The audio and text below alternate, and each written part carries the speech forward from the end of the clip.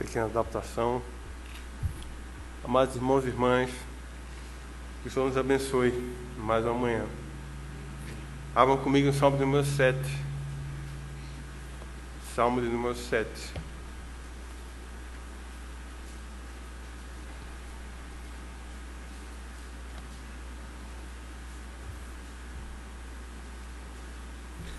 Dando sequência ao texto de Salmos que retratou aquela fase em que Davi foi expulso do trono e da cidade pelo próprio filho, Absalão. Salmo de número 7.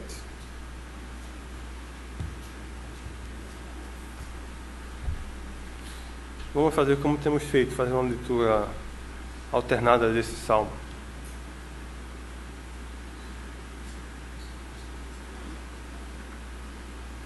Canto de Davi, entoado ao Senhor, com respeito às palavras de Cushi, benjamita. Senhor meu Deus, em ti me refugio, salva-me de todos os que me perseguem e livra-me.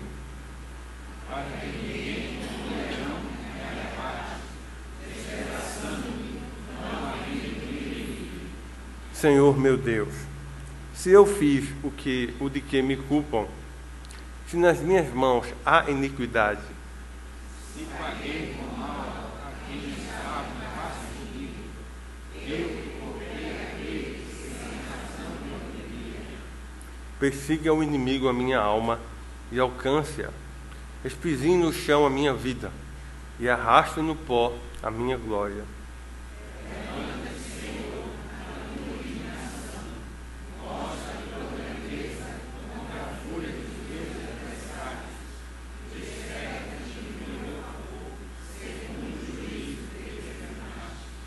Reúnam-se ao redor de ti os povos, e por sobre eles remonta-te às alturas.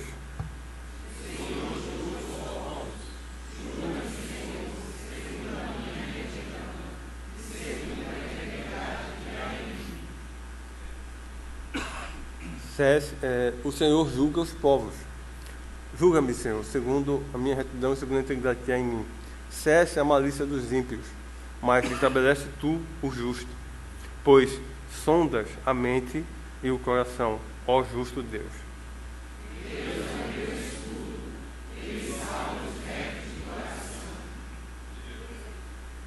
Deus é o justo juiz. Deus que sente indignação todos os dias.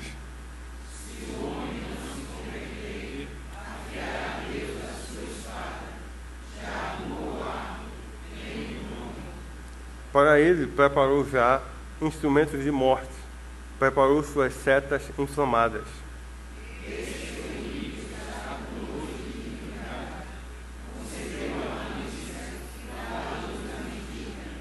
Abre e aprofunda uma cova, e cai nesse mesmo poço que faz.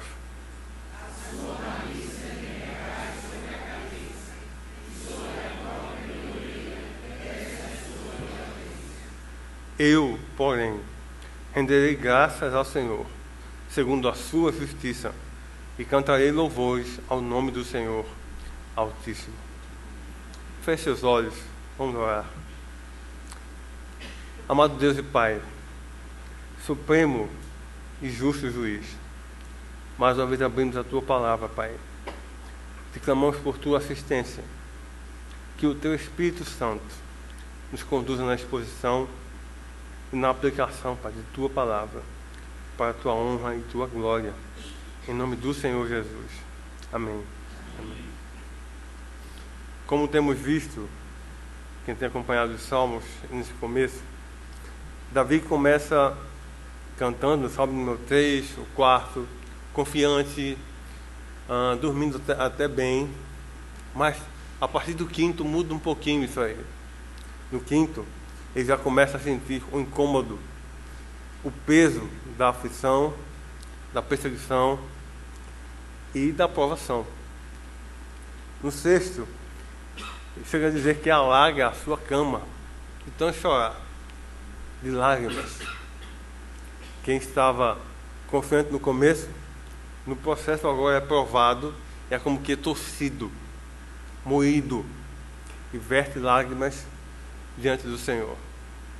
E aqui no Salmo número 7, ele continua ainda confiante, sem dúvida alguma. E esse Salmo número 7 é considerado por muitos como o primeiro dos salmos imprecatórios. O que é um salmo imprecatório? É um salmo onde o suplicante, o salmista, clama, solicita o juízo do Senhor sobre os ímpios, sobre seus inimigos, que ele também considera inimigos do Senhor.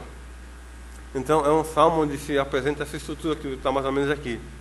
Há uma petição, uma solicitação, há uma colocação da sua inocência, das acusações, é apresentado também a iniquidade ou pecado desses inimigos, e a solicitação então de que o Senhor faça ou aplique a sua justiça nos seus inimigos. E ao final, também geralmente o deleite e a confiança do justo, que o Senhor vai aplicar a sua justiça. Então, esse salmo aqui tem algumas coisas muito importantes, algumas doutrinas importantíssimas para nós. Numa primeira lida, pode parecer meio estranho, mas vamos perceber que não. Então, salmos imprecatórios, sim, em geral, apresentam quatro coisas pelo menos. A primeira, demonstram o trato de Deus contra os ímpios. Segundo, dá oportunidade de arrependimento, porque é uma chamada a arrependimento. Terceiro, vindicar, ou seja, vingar, defender o justo perseguido. E quarto, motivar a todos, dar razão a todos, justos e ímpios, a louvar a justiça divina, agora e também no julgamento final. Então esse é um dos salmos que retrata isso. Veja como Davi introduz aqui esse salmo. Ele faz isso no primeiro versículo e no terceiro. Senhor, Deus meu. Isso aqui, sempre que você lê no salmo, lembre de uma coisa. Isso aqui faz alusão ao Deus da aliança, o Senhor Todo-Poderoso. Não há como dizer esse nome, Senhor, e não lembrar que Ele é o Senhor da aliança, o dono, aquele que fez a aliança, e Ele mesmo foi o fiador dessa aliança. Ele se empenhou, Ele deu seu próprio sangue para que ela acontecesse. Meu Deus, o objeto da adoração, o único digno de ser adorado, o único Deus vivo e verdadeiro. Ele começa então clamando aqui: em ti me refugio, salva-me de todos os que me perseguem e livra-me, para que ninguém como leão me arrebate, despedaçando-me, não havendo quem me livre. Davi era um pastor de ovelhas na sua juventude, mas lembre, aqui ele já é um homem bem maduro, já é, além de pai, avô também, mas ele recordava muito bem do que fazia um leão quando pegava uma presa. Ele mesmo uma vez, revestido de poder pelo Espírito Santo, livrou uma ovelha da boca do leão, depois também de um urso. Ele sabia o estrago que um leão poderia fazer. Ele disse: Senhor, não me deixe assim, não me deixe ficar à mercê desses inimigos ferozes que querem destruir minha vida, despedaçar. Senhor, Tu és o meu refúgio, eu não tenho a quem recorrer, só tenho ao Senhor. Ele então faz isso. Davi conhecia muito bem o seu libertador, que o livrou inclusive da boca do leão e do urso. Se você ler atentamente quando ele fala com Saul, dizendo que havia morto ou matado um leão e um urso, depois no mesmo texto ele vai dizer: olha, o Senhor me livrou do leão e do urso, o Senhor fez isso. Davi o reconhecia. ele sabia muito bem quem era o Senhor e poderia livrá-lo dos seus inimigos. E trazendo para nós, se não fosse a constante ajuda do Senhor, eu e você seríamos despedaçados, destruídos facilmente, porque temos um inimigo que é invisível, que quer simplesmente destruir minha vida e a tua. Conquanto ele não possa tocar em nossa alma, não possa mudar nosso destino, mas o que ele puder fazer para nos trazer prejuízo aqui, ele vai fazer. Ele vai usar de tudo. Sabemos que, inclusive temos lido em Apocalipse, que ele foi expulso do céu e não pode mais nos acusar lá diante do Senhor.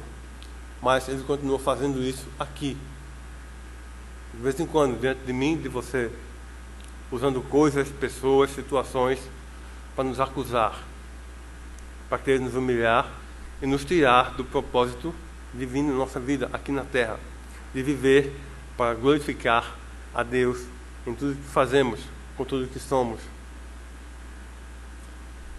É um inimigo invisível. Ele quer destruir. Eu pergunto primeiro aqui, você se apercebe disso? Você tem consciência desse inimigo? Se tiver, muito bem. Mas você tem consciência ainda maior de quem é o nosso refúgio e libertador, que nos salva, que nos livra dele. Você tem consciência dessas duas perspectivas de nossa vida? Precisamos ter. Nosso inimigo é sujo, cruel. Ele usa pessoas na família, no trabalho, pessoas do governo, para fazerem leis que vão de encontro à palavra de Deus, dificultar nosso trabalho. Ele vai fazer de tudo. Mas nós temos refúgio em Deus. Nós temos refúgio certo em Deus.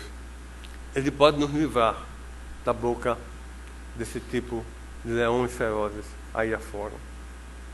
Então, depois dessa parte introdutória, que é a apresentação do clamor ou da solicitação do suplicante, ele então apresenta aqui a acusação, versículos 3 ao 5. Leia comigo aí, versículos 3 e 4. Vamos lá? Senhor, meu Deus.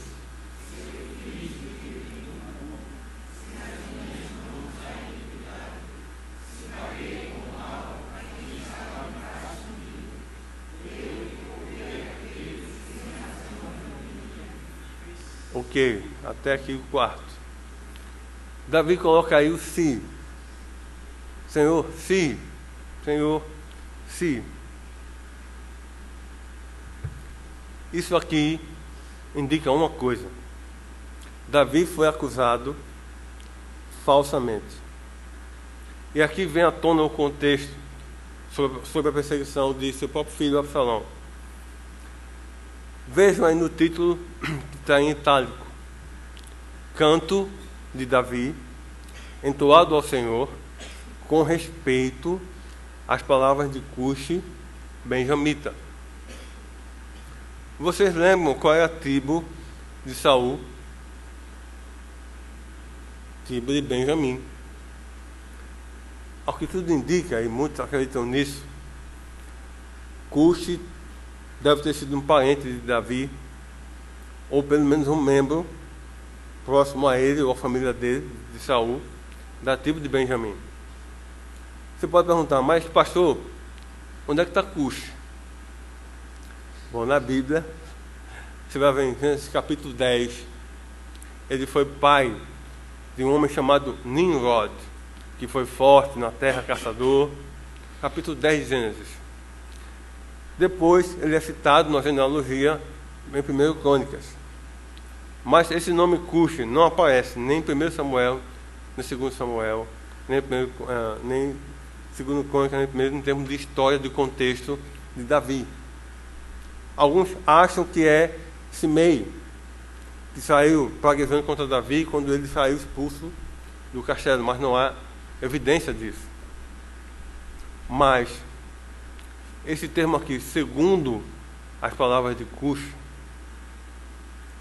quando Davi subiu ao trono após a morte de Saul, muitos da tribo de Benjamim, sobretudo da família de Saul, consideravam Davi um usurpador.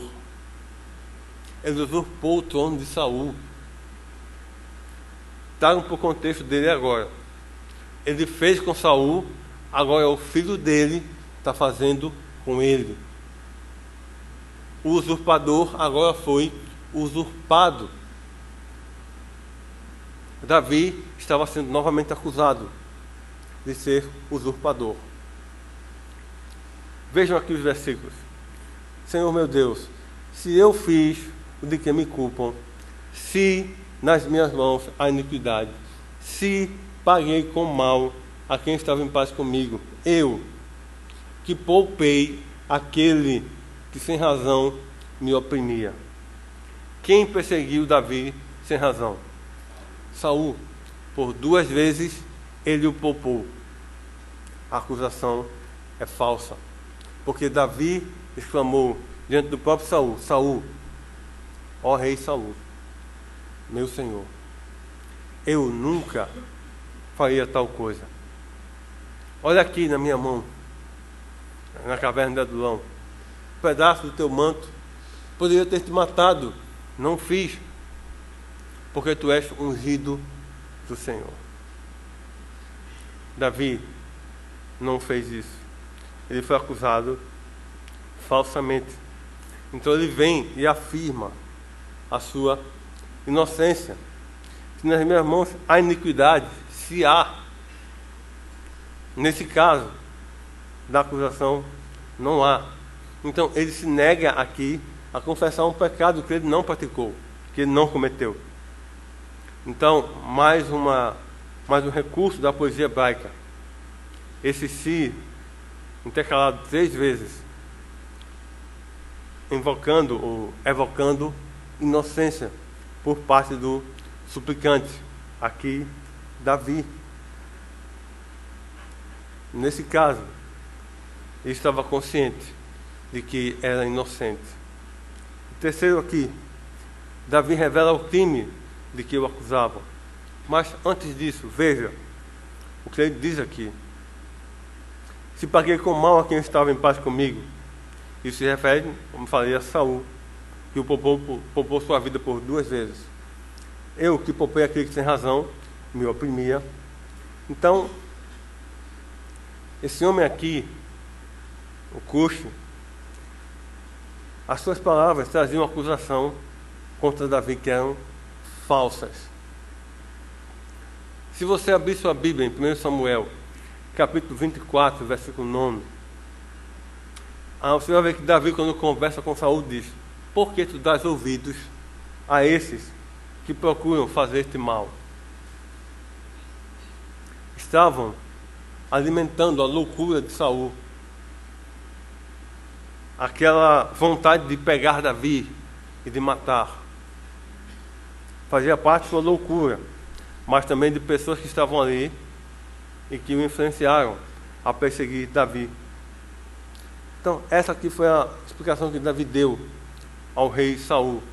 Os teus próprios olhos viram hoje que o Senhor te pôs nas minhas mãos, nessa caverna, e disseram ou falaram para que eu te matasse, mas eu não o fiz. Então, essa acusação de falsa conspiração contra um homem de Deus, que usou de misericórdia e poupou a vida do homem que o perseguia, mostra uma das razões pelas quais Davi é reconhecido como um homem segundo o coração de Deus. Usar de misericórdia para com o inimigo. Isso depunha a favor de Davi e não contra ele. Em quarto, Davi faz o juramento de sua inocência. Está no versículo 5. Senhor, se eu sou culpado, se eu fiz isso mesmo, então ele diz: persiga o inimigo a minha alma e alcance-a, espizinho no chão a minha vida e arraste no pó a minha glória. Traduzindo em nosso idioma, cai um raio na minha cabeça se eu fiz isso. Mais ou menos isso. Cai um raio na minha cabeça se eu fiz isso. É o que ele estava dizendo diante de Deus.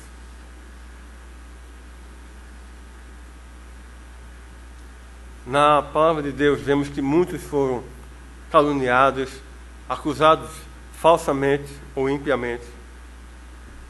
E vários desses homens foram tipos de Cristo, prefigurando o que o Messias iria passar em seu ministério. Eu começo com José, lá no Egito, acusado falsamente pela mulher de Potifar, e foi preso. O próprio Davi passou por muitas acusações falsas. Daniel, na Babilônia, também acusado falsamente, impiamente, caluniado. E acima de tudo, o Senhor Jesus, o quanto ele foi caluniado e acusado falsamente. No seu julgamento, né, no seu pretenso julgamento, trouxeram testemunhas falsas para acusá-lo, porque não tinham de que o acusar. Não tinham de que o acusar. Precisavam fazer isso, usar desse artifício da mentira e do engano para condenar o autor da vida. Mas como Pedro pregou em seu discurso em Atos 2, ele foi entregue, sim, pela presciência e desígnio de Deus, embora tenha sido assassinado pelas mãos de malfeitores. Vós matastes o autor da vida. E para nós, uma aplicação aqui: se eu e você andarmos em retidão, na graça de Deus, vamos ser perseguidos. Vão mentir contra nós. Vão dizer que somos as piores pessoas da terra. Vão forjar situações. Vão colocar palavras em nossa boca para tentar nos estragar, nos condenar. Mas nós temos aquele que nos livra, que é o Senhor. Siga em sua retidão. Siga a palavra de Deus. Não negocie princípios da palavra de Deus. Seja íntegro, íntegra. Não arrede o pé. Seja firme. E ainda que você sofra, encomende sua alma aos retos juízes. Integre-se àquele que julga retamente. Segundo lugar, depois da acusação vem o julgamento, versículos 6 ao 11. Então aqui Davi vem e pede a intervenção divina sobre o seu, contra os seus inimigos. Leia comigo aí, os versículos 6 ao 8. Levanta-te, Senhor, na tua indignação.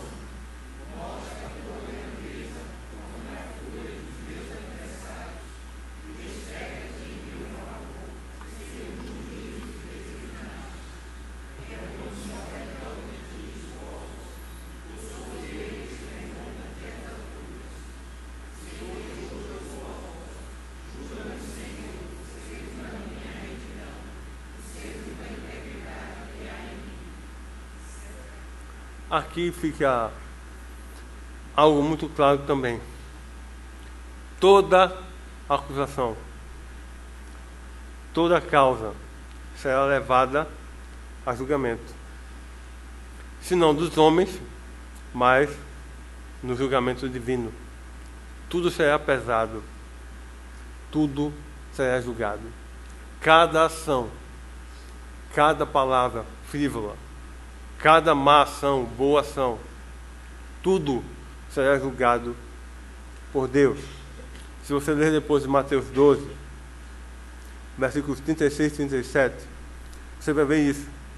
O próprio Senhor Jesus Cristo falando: digo-vos que de toda palavra frívola que proferirem os homens, dela darão conta no dia do juízo, porque pelas tuas palavras serás justificado e pelas tuas palavras serás condenado. Mas Davi então talvez fez a pergunta: então como é que o ímpio vai ser julgado então? Condenado, melhor dizendo. Primeiro, o julgamento vai ser universal. Veja aqui o 7º versículo. Reúnam-se ao redor de ti os povos, representando todo o mundo, cada nação, tribo, povo e língua. E o 8º diz: o Senhor julga os povos. Como foi no passado, também será no futuro. Davi aqui mostra uma coisa, que ele não tem receio na presença de todos os povos para presenciar o julgamento dele.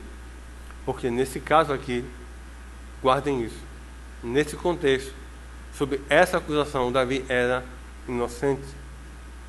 Então, os povos serão testemunhas. Ele lembra aqui que seu próprio povo que contemplou sua perseguição sobre Saul e ouviu acusações contra ele, estariam ali também. E muitos desses tinham dúvida. Muitos tiveram dúvida se Davi era de fato inocente. Mas provavelmente o da tribo de Benjamim, a qual pertencia Saul. E aqui algo importante. Os salmos são expressão do adorador ao Senhor. Sim, o homem expressa, derrama sua alma e coração, mas nesses salmos também há revelação de coisas importantes para nós. E já começa no primeiro. O Salmo primeiro revela que haverá um julgamento que vai separar justos e ímpios. No Salmo 2, mostra que o Filho de Deus, Cristo, virá julgar toda a terra. E em vários salmos, vamos ver também o ministério do Messias, seu sofrimento, sua morte. E até no 47, lampejo ali da sua aclamação aos céus, da sua exaltação. Há revelação também aqui nos salmos, que são importantíssimas. E esse aqui ecoando com o primeiro e segundo, mostra que haverá o julgamento do Senhor um dia. Esse julgamento virá. Um julgamento universal, onde todos os povos, línguas e nações vão ser julgados diante de Deus. Ao mesmo tempo que ele vai ser universal, também será individual, pessoal. Davi aqui clama: julga-me, Senhor, 8º-B.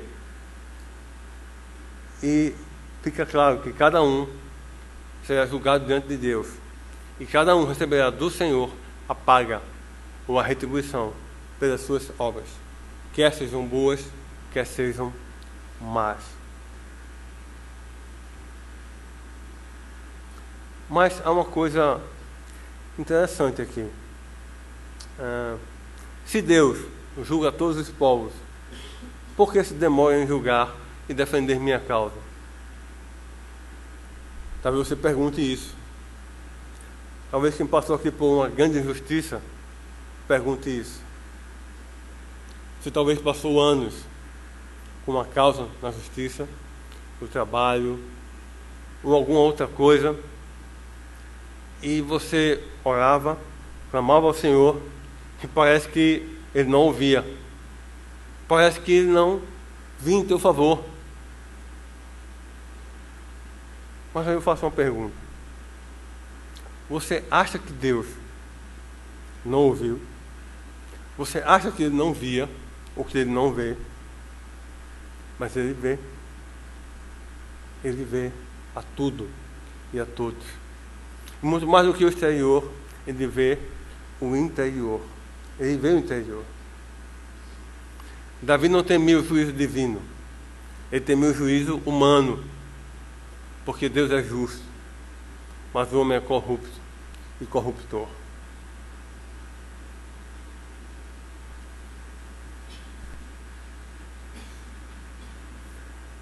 Davi clama ao Senhor por isso. No versículo 9, ele vai fazer então um pedido aqui, que diz: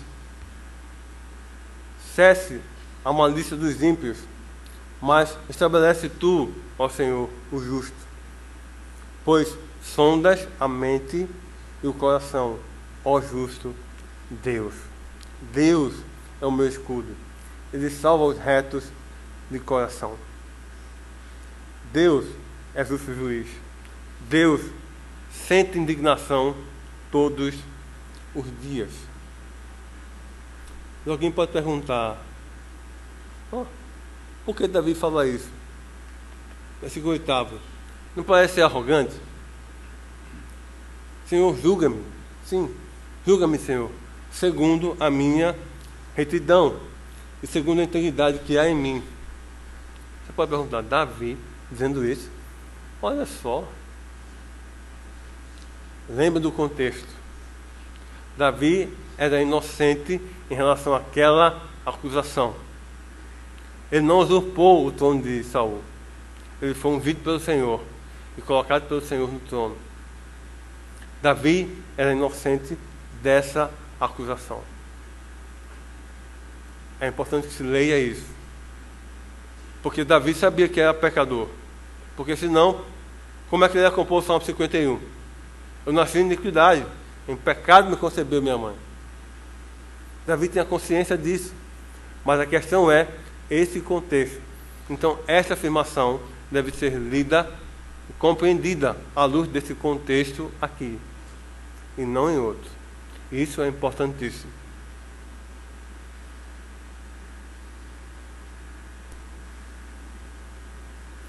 Então, qual o desafio para mim e para você quando formos acusados?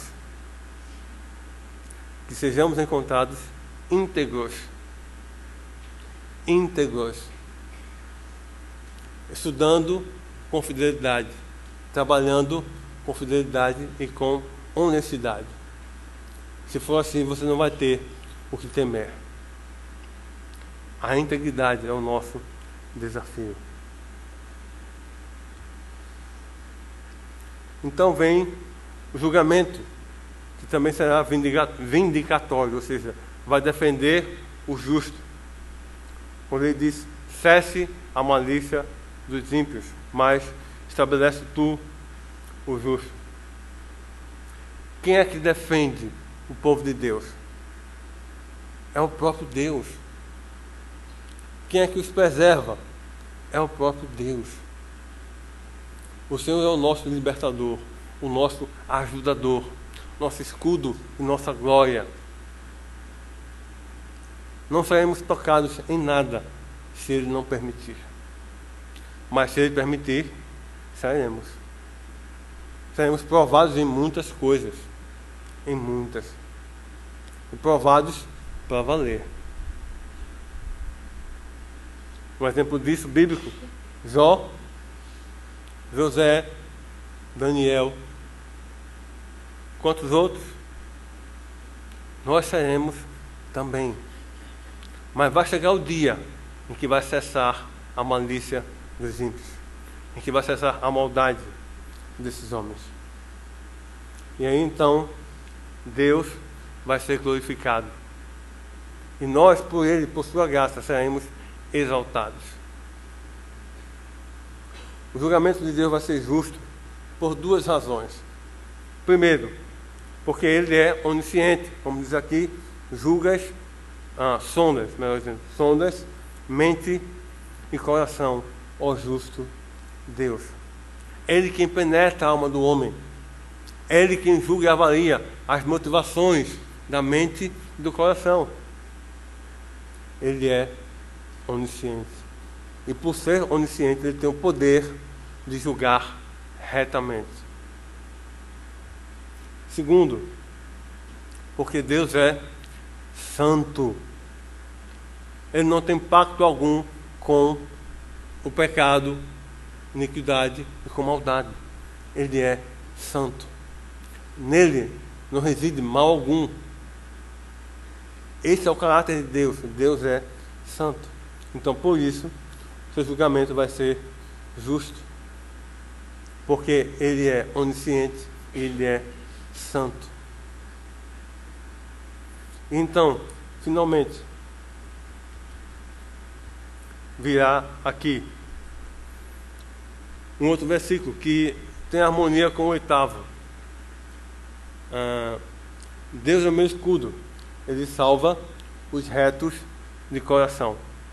Pode ver a pergunta: oxe, Deus vai salvar os retos, então não vai salvar ninguém? Seria lógico pensar isso. Mas novamente, isso aqui faz eco com o 8º versículo. Todos os que andam de acordo com a aliança, que obedecem, vão desfrutar das bênçãos que vêm da obediência. Não por si nem em si, mas por causa da graça de Deus. Se você andar em retidão, em obediência ao Senhor e à sua aliança, você será abençoado por Deus. Mas isso não é barganha. É porque Ele prometeu isso. Porque eu e você não merecemos. Mas Ele prometeu em sua palavra. Então isso é diferente. Então, novamente, vejam e percebam o contexto também da aliança. Depois então disso vem a condenação, versículos 12 ao 16. Neste trecho aqui, nós vamos ver aqui digamos assim, ao mesmo tempo, o anúncio ou a proclamação de que se houver arrependimento, haverá salvação. Mas se não houver arrependimento, haverá condenação. Leia comigo aí, versículos 12 e 13. Se o homem não se converter,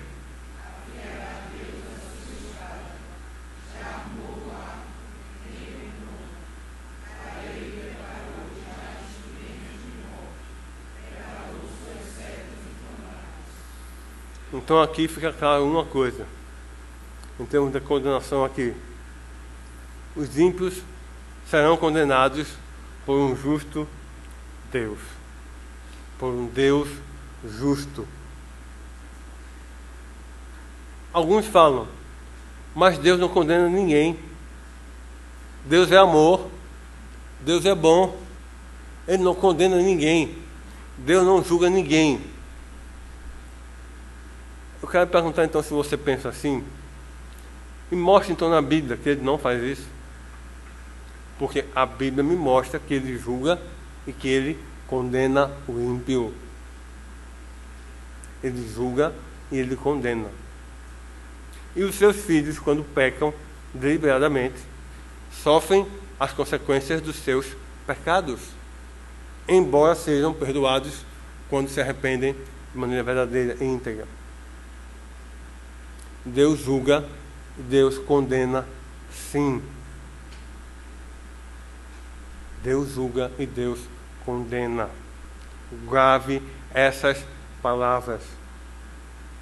Proclame a sua família, vizinhos, colegas, amigos. O Senhor vai julgar e vai condenar os ímpios. Isso faz parte da nossa vocação e ministério aqui na terra. Não pode haver ministério da reconciliação se não houver proclamação do juízo do Senhor. Não pode haver. Deus é amor, mas Ele é santo. Ele é o justo juiz. Se você observar na Bíblia, Ele condenou Sodoma e Gomorra com fogo e enxofre. Condenou Ananias e Safira. condenou Herodes. A sua espada está preparada, está afiada. Houve um sermão muito conhecido, que é o que muitos aqui já devem ter lido. Pecadores nas mãos de um Deus irado. Jonathan Edwards. Quem gosta de ler história da igreja sabe. Ele não é um pregador eloquente. Ele usava, isso cerca de 1740, óculos. Imagina aí um óculos daquela época. Ele usava vela, lia o sermão e lia assim, lia perto. A sua voz não é das mais belas, nem das mais potentes. Mas ainda assim, à medida que ele pregava esse sermão, o povo na igreja começou a segurar nos pirais, começou a cair pelos bancos, clamando a Deus por misericórdia. Porque, dentre outras coisas, o que é que ele falava no seu sermão? Que você está andando à beira do abismo. E que o abismo, o inferno está ali com a boca aberta, esperando você cair. Se arrependa, pecador. Se arrependa, ímpio, dos seus maus caminhos. Convida-se ao Senhor. Precisamos voltar a dizer, meu irmão, minha irmã, que Deus vai julgar, que haverá o juízo, e que Ele vai jogar no inferno os que não se renderem ao Senhor Jesus. Este discurso não pode sair da minha boca, nem da sua. Não pode deixar de sair da minha boca e da sua, melhor dizendo. Não podemos deixar de proclamar esta verdade da palavra de Deus. Porque o Senhor não vai ter o culpado por inocente. Os ímpios serão condenados por seus pecados. Sim. Eles mesmos vão preparar as ciladas e vão cair nelas. Leia comigo aí. Versículo 14, 15 e 16. Eis que o ímpio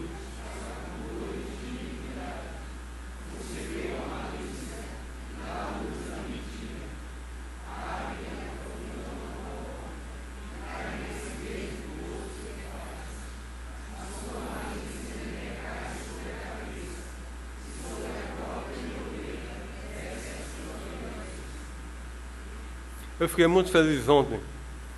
Estávamos no dia de convivência com a UPA e perguntamos a alguns deles algumas coisas. Você pode não pecar? Ele deve ter 12 anos. Ele disse, não, pastor, porque nós somos pecadores. Temos uma natureza caída, corrompida. Não há como não pecar. Eu vibrei por dentro. Eu disse, é isso mesmo. Um garoto de 12 anos falou isso. E eu lembrei, disse pastor Cláudio, pastor Lutero, continuemos pregando, porque eles estão ouvindo. Eles estão ouvindo e aprendendo. O versículo 14 deixa claro, a essência do homem é pecaminosa. A sua tendência natural é ao pecado. Aquilo que afronta a Deus, desagrada a Deus. Não há como ser diferente. E os que tentam se salvar por suas obras, naquele dia de julgamento, vão ser frustrados, porque vão ver que por obras ninguém será salvo, senão pela obra de Cristo na cruz. Somente por essa, não há outra. Não há outra. Não há atalhos para o céu. Só há um caminho, e o nome dele é Jesus. Somente. Eles vão ser condenados por suas próprias mãos. Vejam o versículo 15. Abre e aprofunda uma cova e cai nesse mesmo poço que faz. O ímpio vai continuar crescendo em impiedade em iniquidade e pecado. E vai chegar o dia que ele vai cair na cova que ele mesmo fez. E vai receber a paga por todo o seu pecado e vida de iniquidade. O mal traz sua própria punição ao malfeitor. Há caminho que ao homem parece direito, bom, mas o fim dele é caminho que dá em morte. Morte. Mas aqui então vem a conclusão. Versículo 17. Vamos ler juntos? Eu, porém, renderei graças ao Senhor, segundo a sua justiça, e cantarei louvores ao nome do Senhor Altíssimo. Glória a Deus. Amém. E por quê? Davi sabia que era pecador. Não havia nele justiça alguma, mérito algum, mas ele confiava no Senhor da aliança, que o conduziu até o fim. Como vimos no salmo anterior, ele não tinha ainda noção plena da ressurreição. Mas no decorrer dos salmos, isso vai começar a ser revelado para ele também. Salmo 16, no final, ele diz, ali também prefigurando o Messias, porque não deixarás minha alma na morte, não permitirás que o teu santo veja corrupção. Tem a ver com ele também, porque embora morresse, um dia ele vai ressurgir. Mas também apontava para Cristo. Cristo, o santo servo do Senhor, não ficaria no túmulo, não ficaria na morte. Davi conclui então com essas maravilhosas palavras. Eu, porém, não vou ter esse destino dos ímpios, mas eu vou render graças ao Senhor segundo a sua justiça. Por quê? Porque aquilo que era reservado para Davi, para mim e para você, foi pago em Cristo. Cristo recebeu a sentença, recebeu a punição. Ele bebeu o cálice da ira de Deus por mim e por você, e bebeu até o fim. Você lembra da bênção sacerdotal, lá em número 6? Vamos tentar lembrar? Você consegue dizer comigo? O Senhor te abençoe e te guarde. O Senhor faça resplandecer o seu rosto sobre ti e tenha misericórdia sobre ti. O Senhor sobre ti levante o seu rosto e te dê paz. Qual é o contrário disso? Já pensou? O Senhor te amaldiçoe e te despreze. O Senhor sobre ti lance o seu olhar, te dê tudo o que você merece.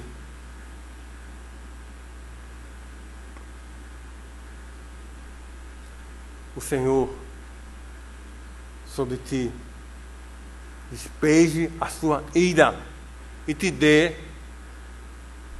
perturbação e te dê infortúnio toda a eternidade. Esse é o contrário da bênção sacerdotal. Foi isso que ele recebeu na cruz. A ira de Deus. O que estava reservado para mim e para você, por toda a eternidade, foi compactado em Cristo naquele momento. Mas os ímpios vão receber essa condenação eternamente.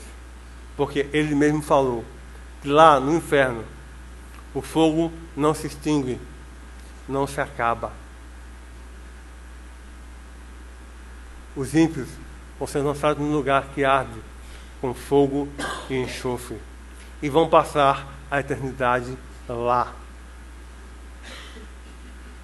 Mas os santos, os salvos pelo Senhor, vão passar a eternidade louvando, bendizendo o seu nome, rendendo graças, desfrutando de sua presença. Esse é o destino dos salvos. Então, tendo isso em mente, assim como Davi, o meu coração e o teu devem render graças ao Senhor. Deixa eu te perguntar uma coisa. Quantas vezes você lembra e medita na salvação que você recebeu? Quantas vezes você já lembrou que você foi livrado simplesmente de passar a eternidade queimando, ardendo com fogo e enxofre, longe de Deus? Quantas vezes você já lembrou disso? Você louva ao Senhor por isso? Quantas vezes?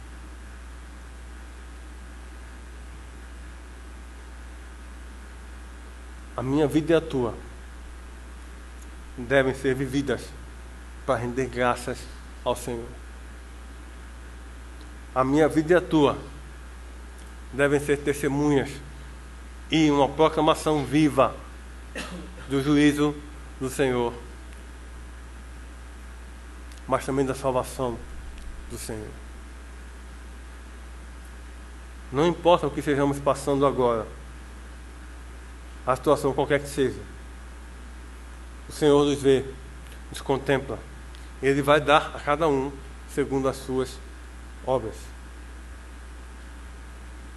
O que precisamos é ser íntegros, nos colocar diante dele, pedir graça, misericórdia, dizer: Senhor, renova-me, restaura-me,